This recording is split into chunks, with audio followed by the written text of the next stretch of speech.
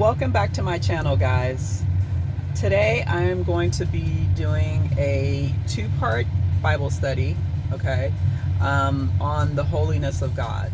Y'all, I am so excited about this particular study because it is talking about God, okay, and His holiness. You know, I've been focusing like the past, I don't know, 3 or 4 studies on Adam and Eve in the Garden of Eden, but this one is nearest to my heart because of the fact that, you know, it focuses on our Lord and just His magnificence. It goes so beyond, you know, what I'm even going to be talking about here today. So that's one of the reasons why I created 2 parts to this video, why I made 2 parts to this particular video.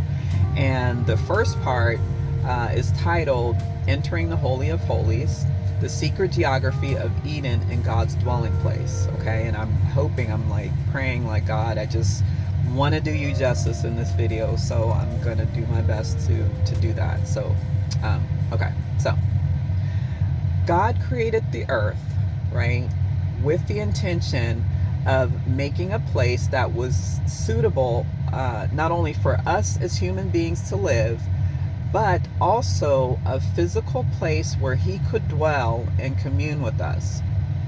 So He wanted to actually be close to us, right? His creation, instead of looking down from heaven, you know, at us, He wanted to be here with us on earth. So here is what He did. He made Eden His very first physical dwelling place, okay? It was like God's own sanctuary, right, here on earth. It was a place where He could display His affinity for all things creative, right? Because He is the creator, right? From man to plants to animals, we are all a part of God's creation. But Eden wasn't just another creative spark for God, right? Eden was also the literal intersection or axis between heaven and earth, okay? So doing these studies, I had a whole lot of unanswered questions, you know, about, you know, Genesis and the Bible and, you know, just creation, right? And so naturally, you know, I just wanted to know more. I wanted to know more about Eden. I wanted to know more about God and Adam and Eve. And so, you know, that is what these studies have been concentrating on, focusing on, right? So, you know, these are things that were not mentioned in the Bible for, you know, for I'm sure good reason, right? So I went to the source, right? I asked God, right? So what He revealed to me, as always, is always so just mind-blowing and just incredible to me, right? So what He told me when I asked Him about Eden, where it was located, He said it was actually located at the highest elevation, okay, of His newly created earth, right? When He was trying to explain it to me, because the Bible talks about, there's prophets in the Bible that talk about Eden as like a mountain, like being on a mountain. But God, you know, what He revealed to me was like, it wasn't so much a mountain, because if you think about a mountain, we're thinking about like, it's sort of like an incline where you're kind of climbing up, like, you know what I mean? Like, okay, the top of the mountain, you know, we're going from the bottom to the top, okay? But it wasn't really like that. It was like more of like a higher plateau that was needed to be separated from the waters, okay? Otherwise, then the waters would flood the earth, right? So Eden was kind of like on a higher plateau as opposed to a mountain, okay? Hopefully that makes sense. And ancient peoples, like I said, prophets and just, you know, people, back in the day, would refer to the land, Eden, as the cosmic mountain. Okay, so for that reason, because the vocabulary was kind of limited to to certain words and things like that. So mountain, I think, was probably the best way that they could describe Eden. So they also referred to it as the holy mountain of God. But like I explained before, it wasn't, God told me you had to understand the topography of the land at that time when he created it. So it wasn't really like a mountain where you had to kind of trek up, like a hill, but it was more of a plateau, a higher plateau, at that time. So, that was kind of the difference, in the language that's described in the Bible. Okay. So back to the fact that it was, not only a higher plateau, but also, more importantly, it was the axis between heaven and earth. Okay. Now, this might sound like something out of a sci-fi movie, because I was like, God, this is blowing my mind. This is, some stuff I've never heard before.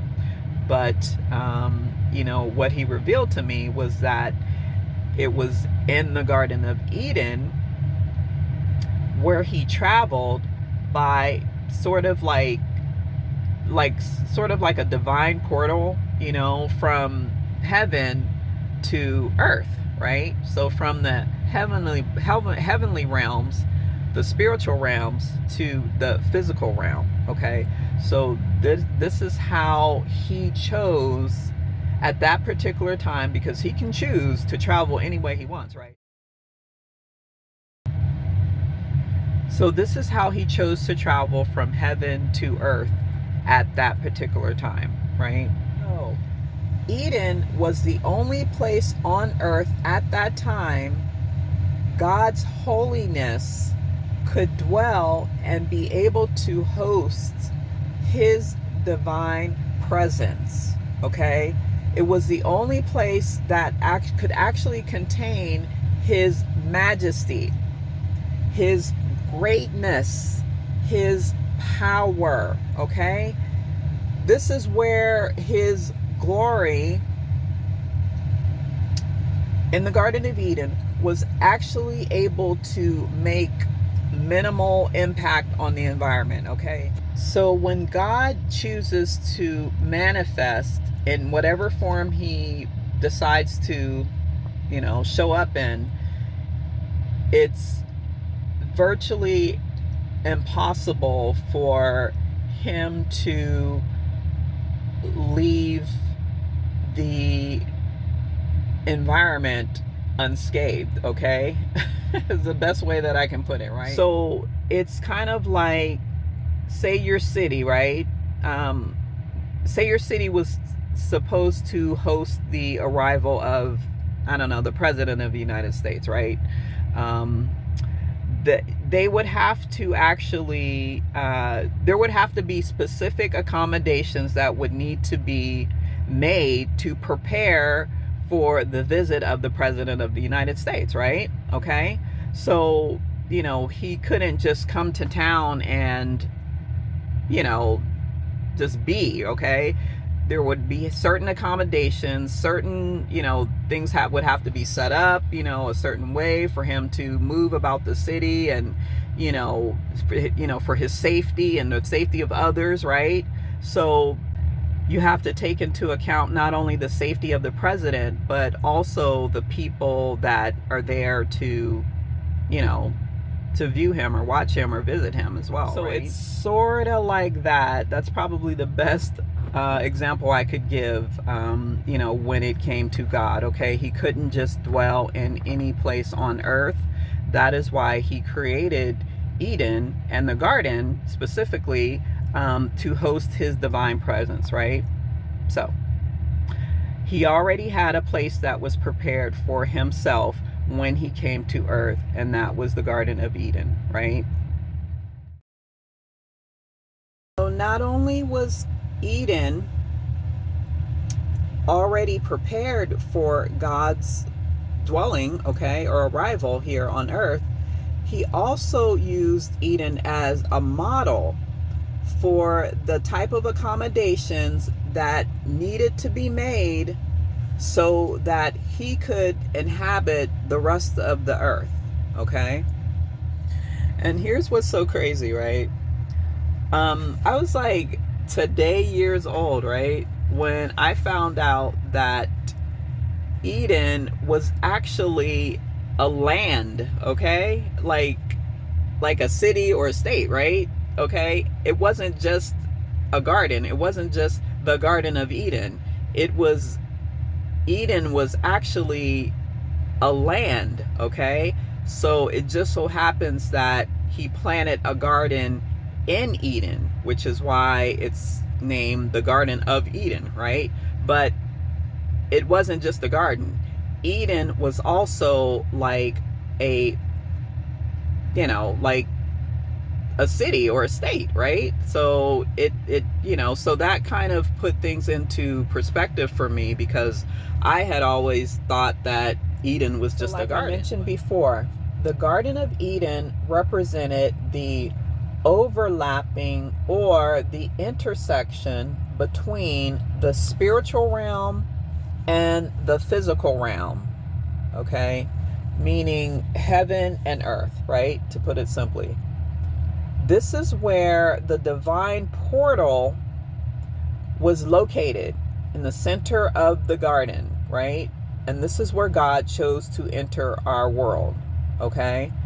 This is also the area in the Garden of Eden where God revealed himself to Adam and Eve while he was, quote unquote, walking and talking with them, right? While he was here on earth. And so the garden setup became the blueprint for God's tabernacle and his temples later on in the Bible, right? This was similar to the Moses Tabernacle, okay, that the Bible talks about in Hebrews chapter 9, verse 2. And also, it was the very same layout that was adopted by King Solomon in 1 Kings chapter 6, verse 2, right? So, in both the temple and the tabernacle, right, were 3 levels of holiness, okay? It was the outer courtyard, the holy place, and then the Holy of Holies, okay? Similar to the layout in the Garden of Eden, right? In all 3 biblical instances, everything was oriented eastward, right? The garden was planted in the east of Eden. Adam and Eve were exiled to the east. God's temple and tabernacle were built facing the east, right? The reason being was not only was the east associated with light, life, and new beginnings, okay? The sun rises in the east, right? It was also the direction that the Shekinah glory, or the presence of God, actually traveled, right? That is where east, when they looked east, this is where the ancient people would see the presence of God either arrive or depart from, okay? Now, here's a really interesting fact, right? Okay, this is kind of a side note, right? When the serpent approached Eve, it actually waited until she was standing. If you remember the story of Adam and Eve, and when she spoke to the serpent, she was standing right at the axis point, right? Right at the intersection of heaven and earth, right? And that is where the serpent tempted her, okay? What was so shocking about this revelation to me was it was like this betrayal or this act of rebellion, okay, on the part of Adam and Eve happened literally in God's own backyard, right? It happened right there, right at the center, most holy, the most holy place, okay, on earth is where the fall of man took place. This study has brought me so much revelation and so much just, I don't know, just honor and just respect for God and who he is and his presence and, his holiness. And this is just kind of, touching the surface of what he has revealed to me and what he's showing me. And, this is just, like I said, the first part of the 2-part study that I'm doing on the holiness of God, okay? I mean, I'm sure it could go on and on and on, but I'm just trying to give you guys the most significant parts of the study that I'm doing on God's holiness. I am trying to present that in a way that is understandable, because it's a lot. Okay, I'll be honest with you, it is a lot, and it can be kind of overwhelming emotionally, because it's God. We're talking about our Creator and his holiness, and trying to explain how he moves and who he is, and just his presence is a challenge, because there really are no words that we can express to encompass fully his glory. Okay, so as always, I pray that this study has brought insight and wisdom, for you, okay, just as it has for me. And I pray that it helps you in your walk with God, okay? Deepen your relationship with God, okay? So join me next week for part 2. It's going to be equally as compelling, right? Like I said, I've titled that, that particular video, but it will be here on my channel next week. And I'd love for you guys to join me for, the rest in part 2, okay? Thanks for being here. Take care. Have a great Sunday. All right, guys, and be blessed.